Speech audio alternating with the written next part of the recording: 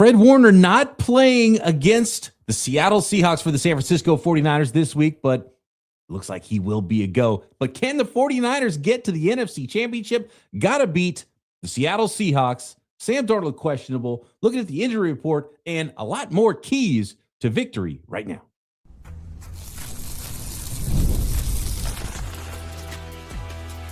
You are Locked On 49ers, your daily San Francisco 49ers podcast, part of the Locked On Podcast Network, your team every day.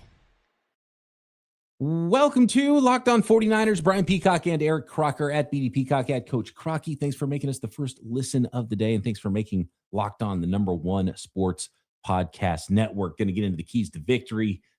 Interesting who will be in and who will be out now in this Saturday night affair, the divisional round of the playoffs for the 49ers against the rival Seattle Seahawks. The third time these teams matching up, second time in 3 weeks.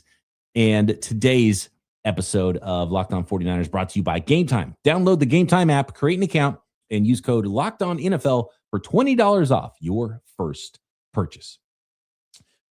Just a weird, it's been that type of season, Croc, for the 49ers, weird injury stuff. So we got to go through all of that first and know who's going to be on the field for both teams before we can really break down the keys to victory and what the 49ers have to do here to beat the Seattle Seahawks this week. And it starts with Fred Warner. Good story. Came back to practice this week. Kyle Shanahan shut it down Thursday, said Fred Warner will be out, but on path if the 49ers can get by the Seahawks this week to play in the NFC Championship game against either the Rams or the Bears, it would be. And it would be on the road for the 49ers.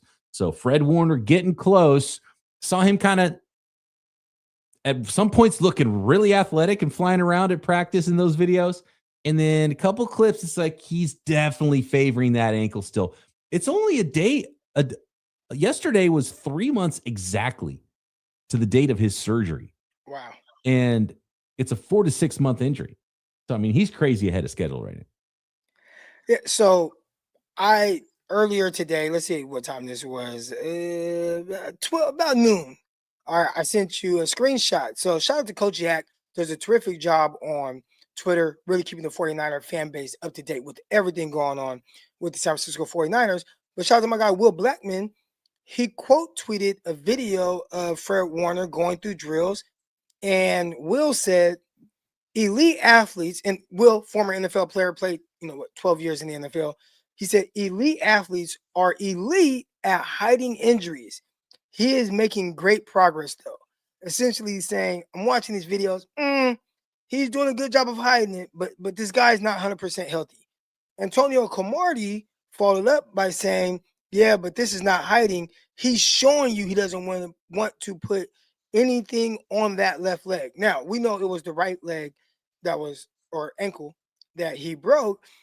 But basically, essentially what they're saying is he is overcompensating to try to figure out how to maneuver through maybe being a little bit uncomfortable. So that may be the reason why today didn't see him out there. They probably have a plan for him to return. Hopefully 49ers win this weekend.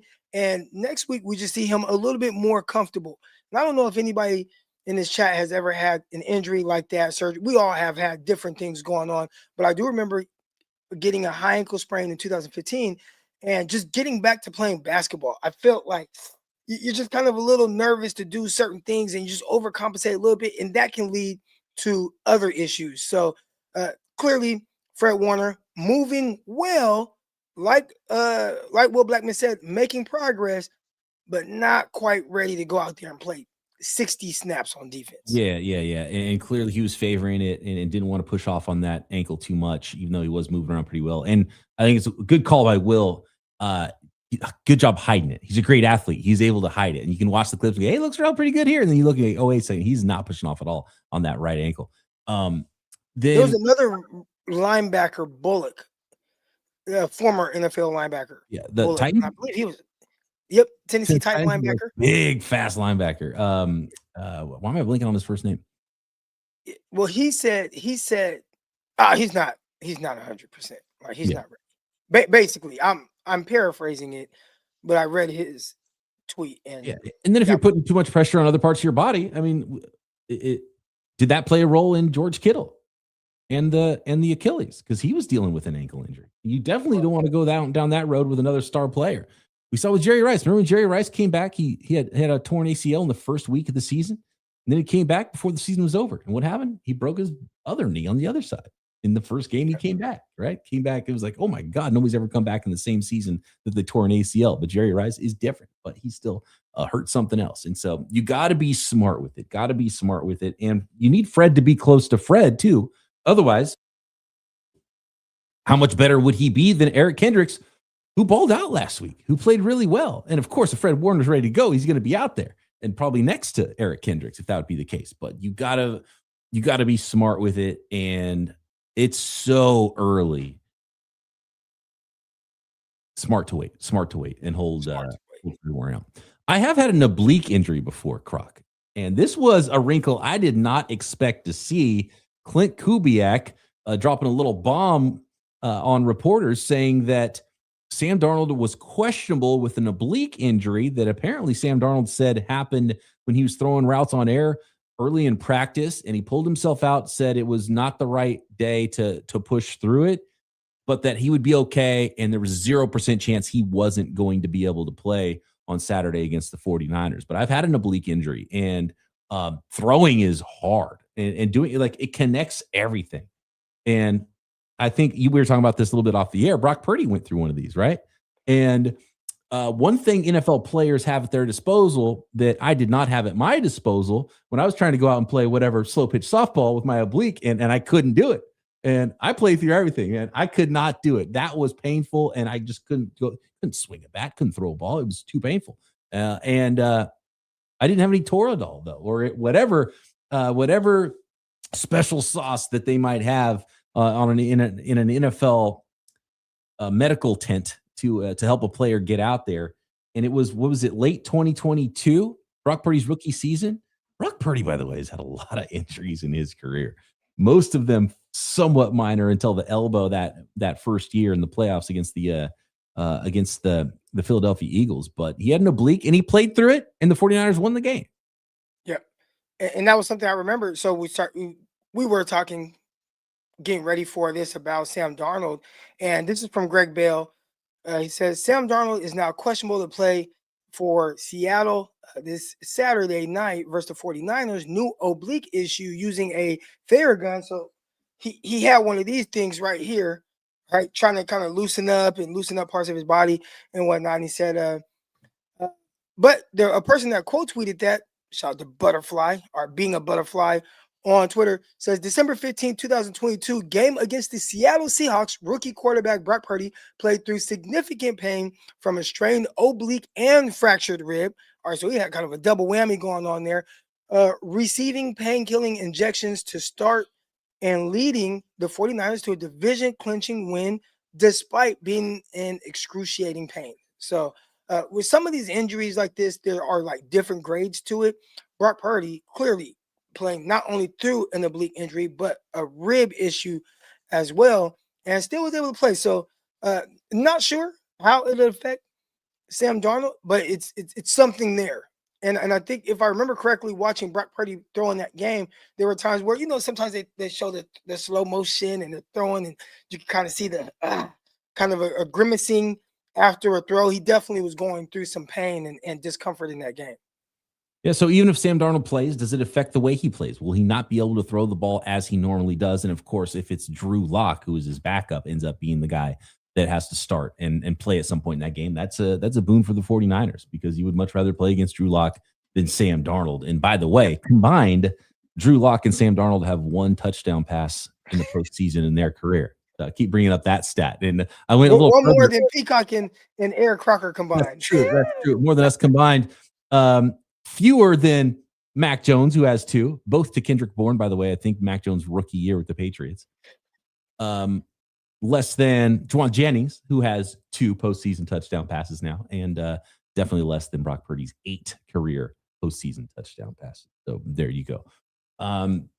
Next, Croc, let's get into this a little bit more injury report. Might see some very important players out there on both sides. Obviously, it's weird for the Seattle Seahawks, who have a week off, and you don't expect a new injury to pop up in that time. You expect them to be healthier. They are in some key places, including left tackle. Looks like both left tackles will be out there. And keys to victory. How do the 49ers beat the Seattle Seahawks and really change up what we saw from 2 weeks ago? Next. This episode of Locked On 49ers brought to you by Ultimate QB Football Legend. Have you ever wished you could become a pro quarterback, getting drafted first overall by your favorite team? Probably not the Las Vegas Raiders, who have the number 1 pick this year. Well, now you can. There's a mobile game just for you called Ultimate QB Football Legend. In this game, you step into the cleats of a number 1 draft pick quarterback, and it's your job to lead your team to greatness, to help turn a failing franchise into a dynasty. This is the number 1 QB career mode game on the mobile app stores, and it introduces the most realistic environment with full career control. Sign contracts, train, upgrade yourself, build chemistry, and involve your teammates. Maybe give some input to your GM on roster moves and play the actual games in 2D and rise through the ranks to become a pro football legend. You'll deal with the ups and downs of a quarterback's career, from rookie nerves to playoff drama. Ultimate QB is totally free to play, has no ads, and works 100% offline. Perfect for when you want to sneak in a quick game or two on the go. Just head over to ultimate-qb.com. That's ultimate-qb.com, or search for Ultimate QB in your app store. And we got something special for you guys. Use promo code LOCKEDON in game for a free boost at the start of your career. Ultimate QB Football Legend, QB1, it's your legacy.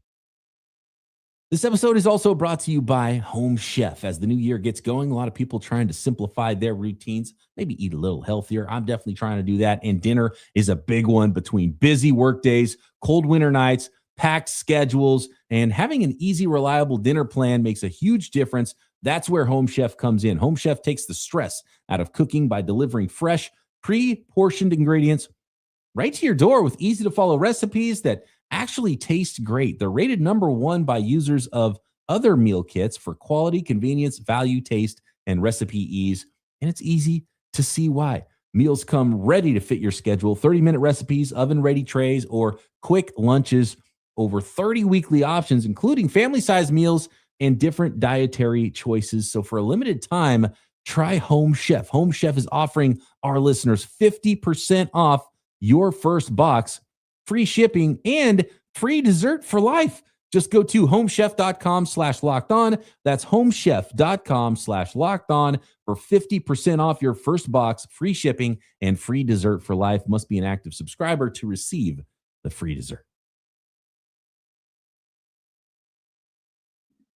Croc, I've been having fun jumping in on the Everydayer Club Discord server. So if all the listeners out there have not heard about this yet, you got to check out the Locked On 49ers Everydayer Club. You get access to an ad-free audio feed for Locked On, compatible with Apple Podcasts, Spotify, and every other major podcast app, and an invite to a members-only Locked On Everydayers Club Discord server. You can chat with 49ers fans. You can talk smack to other fans, talk draft, whatever it is, tons of conversations. So just go to lockedon49ers.supercast.com or tap the link in the show notes to learn more. Ricky Pearsall. I want to drop this nugget from Ricky Pearsall, and it's looking good, looking like Ricky Pearsall's going to be able to go and going to try to play against the Seahawks Saturday night. But he talked about his knee injury and what he'd been dealing with. And he said, quote, "I landed straight on my knee," talking about when he aggravated it against the Chicago Bears. "I landed straight on my knee, and I just can't take tackles like that right now because I'm just going to have setbacks if I continue to land on the knee.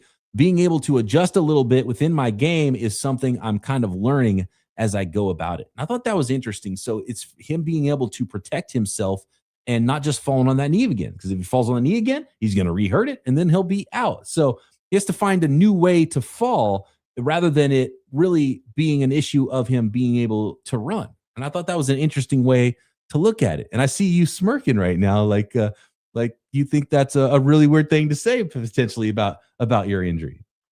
Well, the first thing I was thinking about is how, we never wear knee pads, or you see a lot of guys, their knees aren't covered. And the refs, especially in high school football, try to make that like a real point of emphasis. Your knees need to be covered. I'm like, man, the knee pad doesn't do anything. It doesn't stop anything. That piece of cloth isn't going to stop anything. But then this is a guy that says, "Hey, my knee landed straight into the ground and I got hurt." And I'm like, well, All right, maybe it does affect some people. It just, I have to learn how to get tackled or learn how to fall. Like, bro, how long have you been playing football? You got banged up a little bit, and you'll be all right. People getting banged up every day. Knees, everybody's kind of had different things that they're going through, aching. Playing football, you're going to have some kind of issues. Now, again, I don't know the pain that he personally feels, but it just sounds like something like, bro, you got to play through that. If it's not broken, if it's not sprained, if it's not strained, if it's not any of those things, and it just sounds like it might be like more of like a contusion, like a bone bruise, you got to figure out how to play through that. Officially listed as questionable is Ricky Pearsall, looking like he'll be able to go. Not quite sure about linebackers. D. Winters, who's dealing with the ankle injury. Luke Gifford's got a quad injury. So we might see more of Eric Kendricks and Wallow out there at linebacker once again. Listed as questionable is Jacob Cowan. Ronnie Lott cut off part of his finger to play in a football game. He's talking about a knee bump. I bumped my knee. Like, come on, what are we doing? I could tell by the look on your face, man. Jacob, how about this? Would you rather see Jacob Cowing out on the field for the 49ers than Malik Turner? A lot of times when you don't see someone out there, especially a young receiver, probably still a little inexperienced, he just may not have full grasp of what it is that he's doing. Now, maybe it could be a Richie James type situation where maybe just not quite getting that opportunity. And then, hey, all these guys are out during COVID. So, hey, Richie James, you have to play. And he has 9 catches for 170 yards. I ain't saying that's going to be Jacob Cowing, but maybe he just needs a legit opportunity and kind of get some of these other people out the way. He does bring a unique skill set that clearly the 49ers are missing.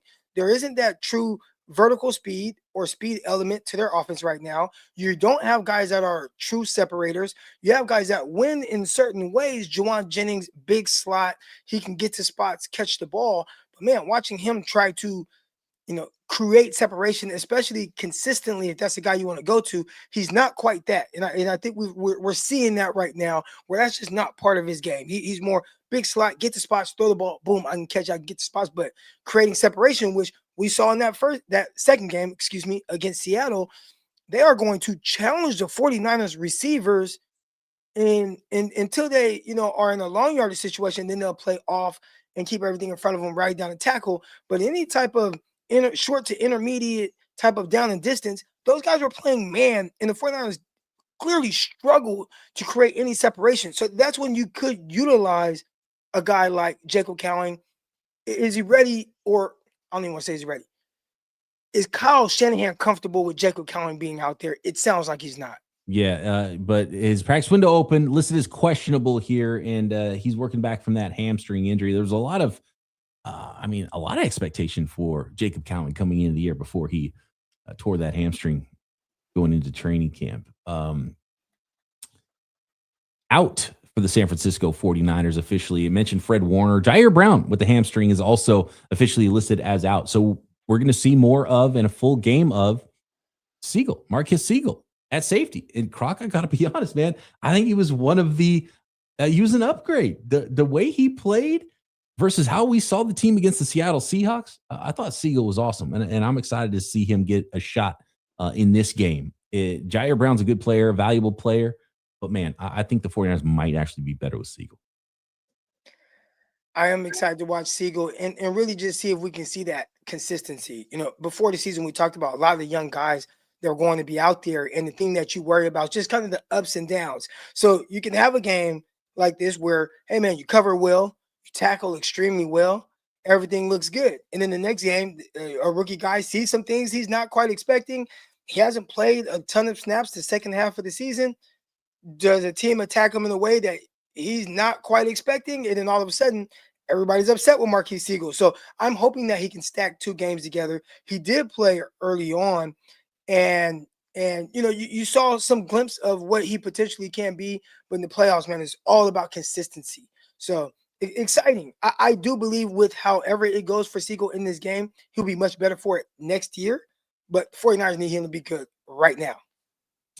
By the way, Trent Williams, good to go. And looks like Charles Cross, the left tackle for the Seahawks, is going to play. His backup, Josh Jones, is out. Very short. And then Darnold, questionable. Very short injury report coming off a week of rest for the Seattle Seahawks. And I assume that Darnold's going to be out there. How do you, I love this. Speaking of rookies, CJ West in the chat saying justice. I'm with you, man. I think we need to see more rookies on the field. Dwayne Board, we talked about this on Wednesday in the squad show. And Dwayne Board said they're not rookies anymore. This is week 19. This is week 20, right?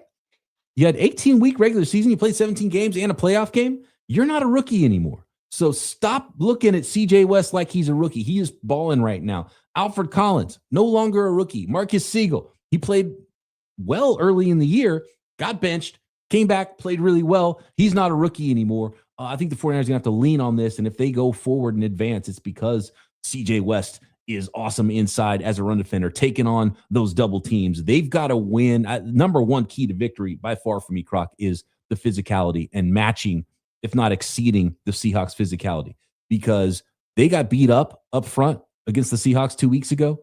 And even Colton McKivitz after the game said that they got beat up. So that's not me saying that. That's one of the 49ers players that was getting beat up, saying they brought more intensity. They brought more physicality to the 49ers. The 49ers have to match that.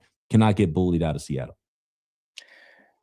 I believe I tweeted it out, but it was glaring right away. The 49ers are getting pushed off of the ball, and that just can't happen, especially when you have guys like CJ West, Alfred Collins, big body guys. CJ West supposed to be more of like kind of that penetrating guy. So, but the 49ers need those guys to be stout and anchor down there in the middle, so you're not just getting washed out of there. It makes it extremely difficult for the linebackers to get in on a lot of the action. And then we saw essentially the Seattle Seahawks just kind of run wild against the 49ers with very little resistance. So can they be more of what they were after the first drive from the Seattle Seahawks? I thought they did a terrific job of, even at times where it looked like they might get knocked off the ball, it was like a 2-yard gain. And it was kind of weird watching it play out that way. But whatever they did to be able to have those type of results, we gotta replicate that. Absolutely. And you know what? I think Fred Warner is going to make an impact. He was able to do some walkthroughs. Just having him around and on the field, I think, was good for practice week. He's also flying to Seattle, even though he's not playing. Fred Warner, pregame speech. This team has to be up, ready to meet the physical challenge of this football game. That is key number one. More keys to victory for the 49ers to defeat the Seattle Seahawks in the divisional playoffs. Next. This episode is brought to you by our friends at Gametime, and I say it all the time. If you're a sports fan or you're somebody that ever wants to go to comedy shows or concerts, and I already know we're talking to sports fans, then what are you doing if you don't have Gametime in your life and in your pocket ready to go? I always check Gametime before I buy tickets for anything. And obviously with the playoffs in full swing, what's better than being at the game? Crowd noise, energy, cheering along with other fans with your team. Watching at home is great, but being in the stadium hits different. The frustrating part has always been getting those tickets, waiting in queues, dealing with logins, watching prices change right at checkout. That's why the Gametime app gives the advantage back to fans.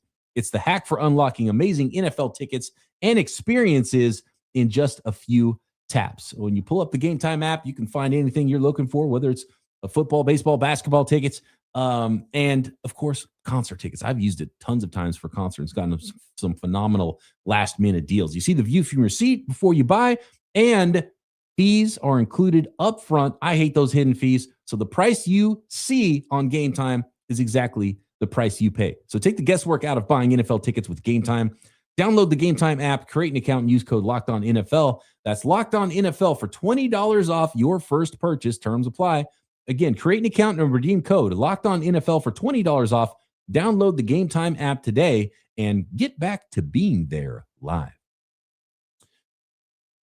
Divisional round is here, man. I can't believe it. And FanDuel is officially in playoff mode. Disrespectful line, by the way, on FanDuel that the 49ers are 7-point underdogs in the playoffs. More on that in a minute. Every game day during the NFL playoffs, FanDuel is giving customers even more ways to get in on the action, because right now, every NFL playoff game day, FanDuel users get a profit boost pack waiting for them inside the app.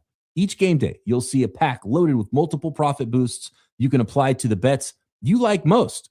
I'm talking about boosts that give you more juice on the bets you already like instead of forcing you to bet something new. Whether you're, backing your team, momentum, defense, quarterback play, coaching, live in-game betting, by the way, on FanDuel as well. So make your picks, then apply your profit boost to go after even bigger payouts. Visit FanDuel, an official sportsbook partner of the NFL, and grab your profit boost pack every NFL playoff game day.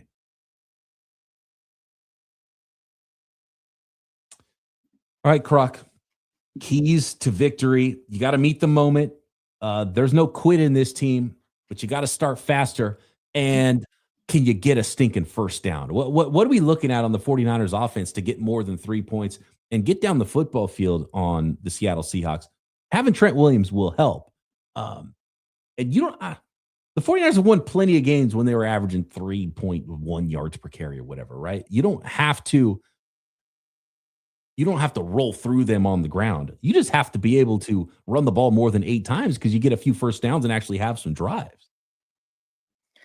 You definitely want to win first down, and you want to kind of back up that defense and make them respect the deep ball. So Sam Justice also comes in here and he says, hey, I'm not holding my breath for Cowan, but Demarcus Robinson, that's our deep threat. He showed real burst last week.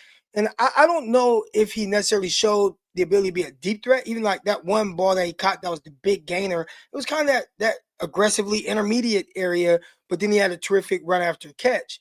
But he did show strong route running to win on underneath stuff, being really strong at the top of routes, running precise routes, catching the ball extremely well. Can he continue to do that? And is there a way to maybe potentially use Demarcus Robinson on early downs, even if it's a 5 or 6 yard game? Because now the 3 yard per carry average comes into play where it doesn't hurt you.